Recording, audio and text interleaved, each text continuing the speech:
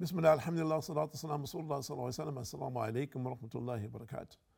My name is Tariq Khalid. I'd like to welcome to our program here at Sharjah Media Corporation, getting closer to Allah, getting to know your Lord, understanding who He is, what your personal relationship should be, and what benefit you'll get if you do it, and what will be the loss if you don't.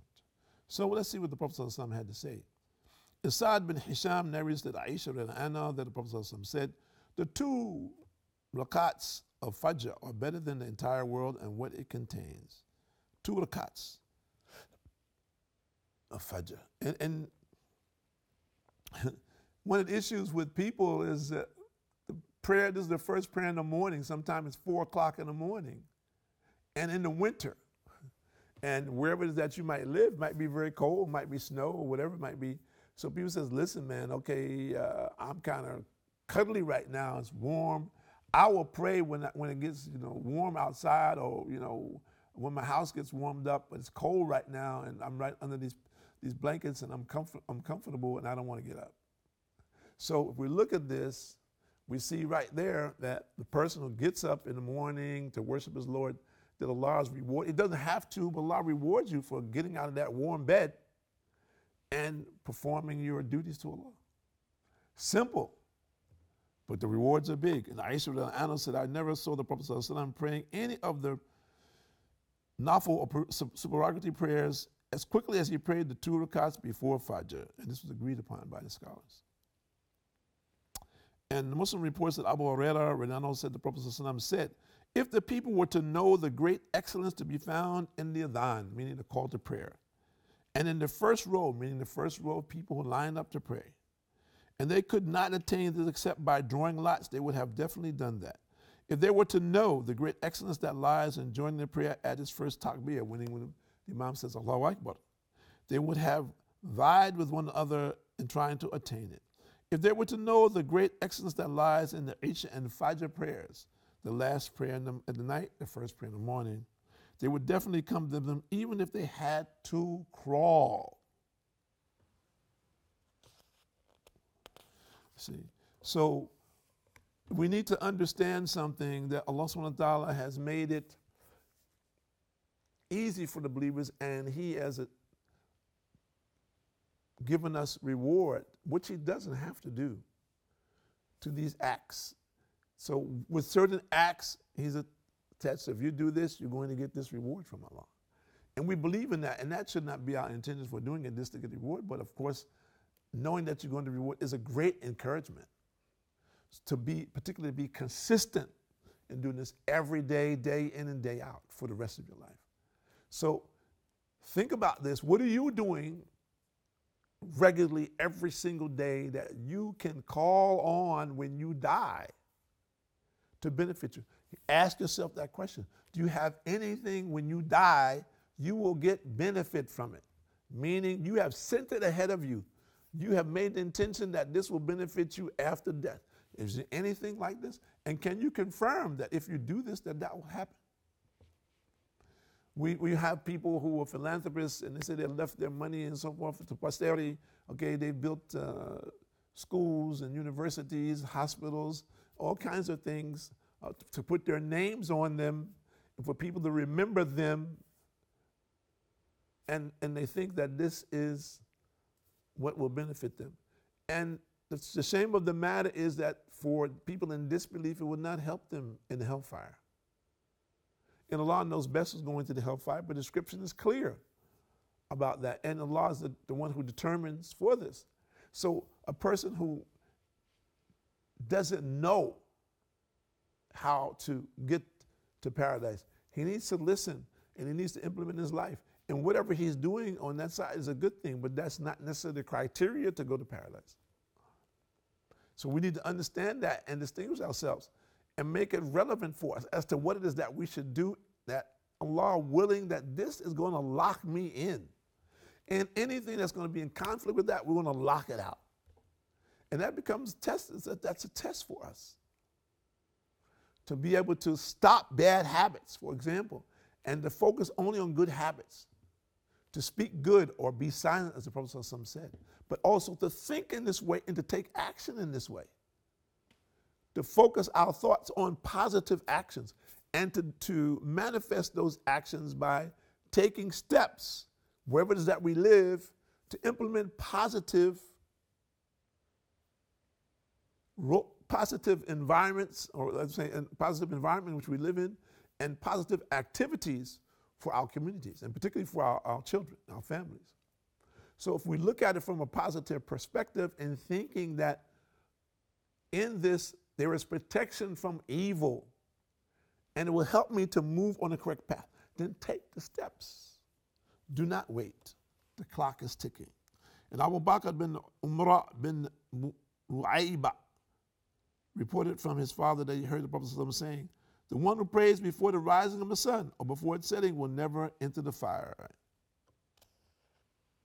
Meaning thereby the prayers of Fajr and Asr. The hadith has been reported by Muslim alone. So if we look at this, these are periods which the Prophet ﷺ mentioned where there's reward. And Abu Bakr bin Abi Musa al-Ash'ari reported that from his father that the Prophet ﷺ said, whoever prays at the two cool periods will enter paradise. Meaning by the two cool periods, Fajr, the first prayer in the morning, and Asr, the prayer after the noon prayer. Agreed upon. And Ali bin al-Madini said, Abu Bakr, the narrator of this hadith, is Ibn Umar bin Ru'ayba.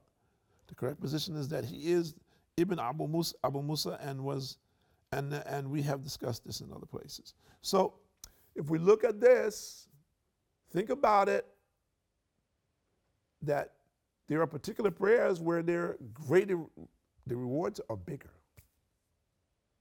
So if you're a person, let me ask you a question, you don't pray. Okay, you don't pray. I mean, I was one of those people before Islam. I mean, I didn't pray. I wouldn't think about it. We were trained to pray when we were kids. Okay, but prayer didn't become part of our life. Every once in a while, maybe here and there, but it was not regular routine. Not like we do now as Muslims 5 times a day, every single day, rain, shine, sleet, snow, or hail. No, distinctly different. But if you're one of those people out there who doesn't pray, we say to you, pray now before you cannot pray. And pray now before there will be no one who will pray for you. And what I'm saying is that many times people find out that there's a funeral for someone, but that someone was not favored in the community because he was not a good person, then no one wants to pray for him. This is not good for you. And the people who come to your prayer are people who don't know you. They say, well, there's somebody being buried, we go. They don't know you. But the people who do know you don't pray for you. This is not good at all. So think and focus on your efforts, believing in Allah, believing that Allah subhanahu wa ta'ala will help you, will assist you, no matter what it is that you're faced with, believing that ultimately Allah can provide under all circumstances, and He will. And seek out the help of Allah and the way that He has prescribed for you. Not, well, this is my thing, brother. I do it the way that I do it. No one can tell me. I'm an educated person. You don't know better than me. This is how I feel comfortable. Not like this. This is ignorance. We all have to follow a particular path in a particular manner.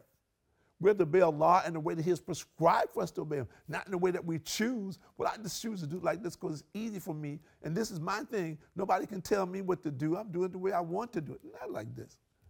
We understand something. We are dealing with the creator of every single thing, the smallest and the biggest. We need to understand who we are dealing with and how important it is for us to be very particular and very, very careful about what we say, about what we do, how we say it, how we do it, how we affect the hearts of people. It is important for a Muslim to believe even something this minute. Even though he might be angry, someone upset him, someone attacked him, we should still be thinking about how it is that I address this person. Okay, you're attacking me verbally. How should I communicate with him? Out of anger, should I curse him? As an example. What should I slash him with my tongue? What should I do? What did the Prophet ﷺ do in relationship to these things?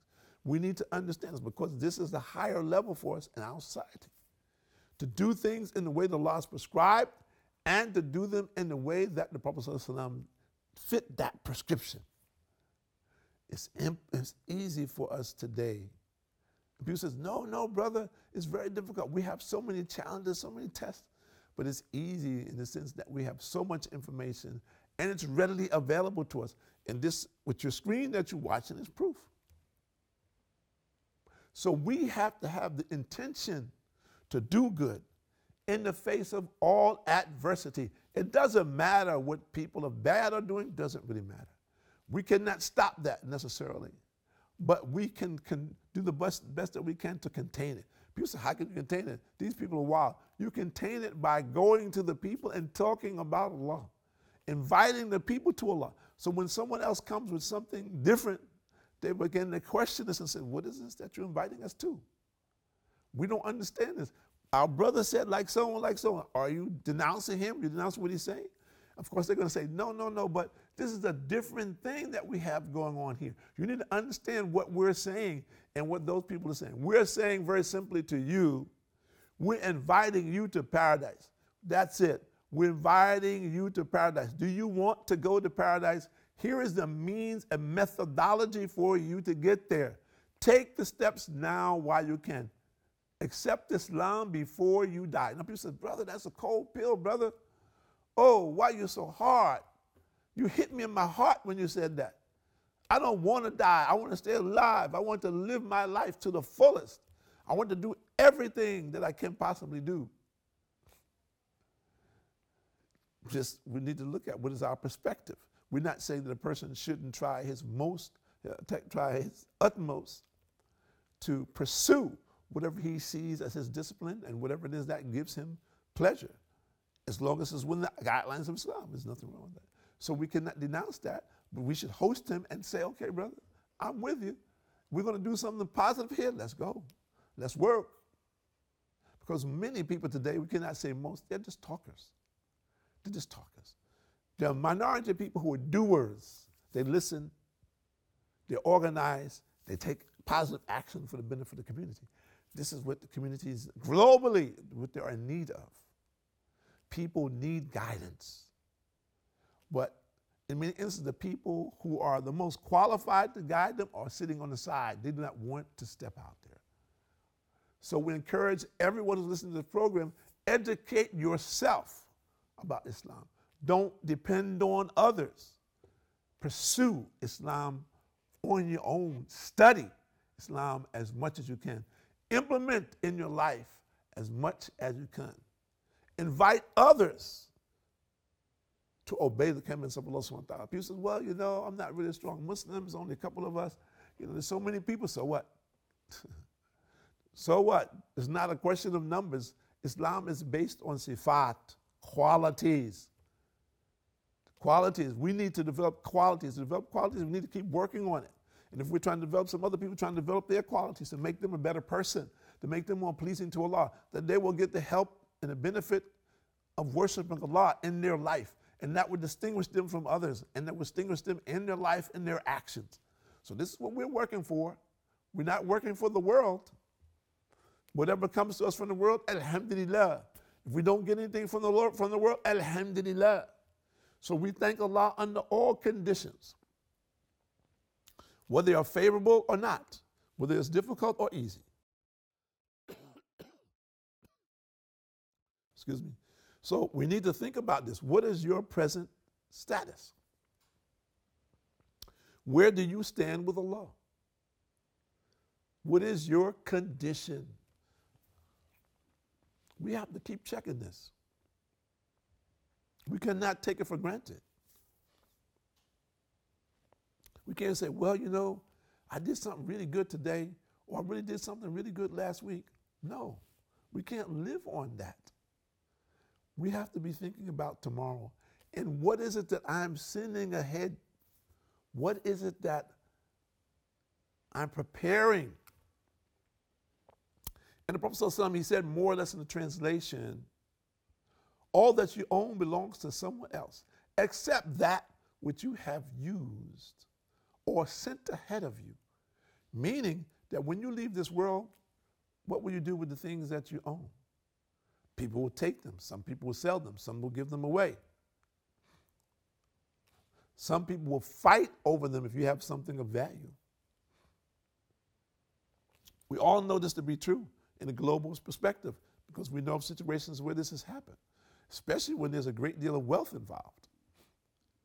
So we should be concerned now that our time in this world is temporary and the next world is eternal.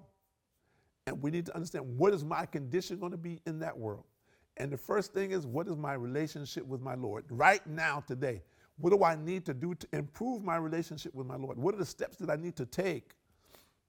How do I need to solidify my relationship with Allah and believe fully that Allah is going to take me to Jannah, to paradise? And that all these things of the world will fall by the wayside, and I should be focused now on my hereafter.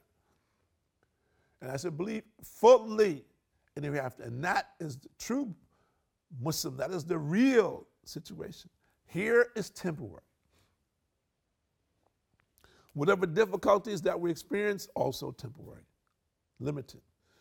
We make it to the grave in a good way. All that we experience negative in this world will be finished. So we need to understand this. And people say, oh, brother, this sounds like a story. We don't really believe this. We don't believe in these things. We believe in the here and now. Well, if you believe in the here and now, you need to understand something. There's nothing in this world that's not temporary. So you're going to die. What's going to happen? Allah will revive you. And then will come the day of judgment where you have to eventually have to account for your deeds and actions. The people who think that they will escape this is ignorance, this is darkness, this is foolishness, this is their own desires telling them, well, the brother, yeah, well, you say that, brother, but we don't really believe that because, we're adults and we're educated people and we can take care of ourselves, we'll be all right. No, you will not be all right. The angel of death is not a joke. If you don't believe it, you need to check and read about him and understand. Depending upon what your deeds and actions have been in this world, you will have to account in the grave. My name is Tariq Khalid. I'd like to thank you for joining us here at Sharjah Media Corporation for our program on getting closer to Allah, getting to know your Lord. And we hope that someone has gotten benefit from this. And by this, they will be encouraged and inclined towards Islam, and Allah will guide them to Islam, that their hearts may be enlightened, their families may understand the real truth and prepare themselves what we're facing. Assalamu alaikum wa rahmatullahi wa barakatuh.